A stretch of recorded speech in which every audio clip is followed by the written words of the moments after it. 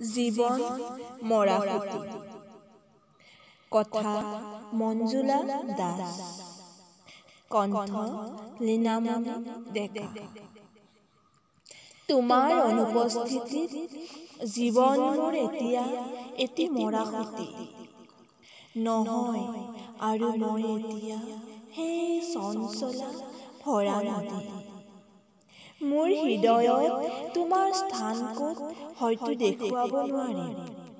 মোৰ জীৱনত তোমাৰ গুৰুত্ব কিমান ভাষাৰে বুজাব নোৱাৰিম। প্ৰতিচ্ছবি আঁকিব নোৱাৰিম তুলিকাৰে। প্ৰেমৰ বেদীত জ্বলাব পাৰিম এগছি বন্তি মাথো ত্যাগৰ শলিতাৰে।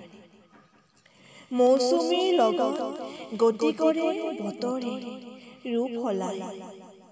কত আকুল প্ৰাৰ্থনাটো মোৰ দুখ বেদনা সলনি হবলৈ বিচৰা নাই। জীৱনটো সজাব পৰা নাই উপভোগ কৰিব।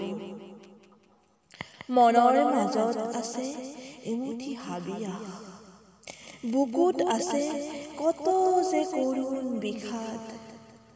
কাকনো দেখাম, কাকনো বুজাম, অনুভৱ কৰিব পাৰিব জানো নদীৰ গৰাৰ বেদনা কি, বুকুৰ আশাৰ গভীৰতা কিমান, নদীৰ দুখ কিমান।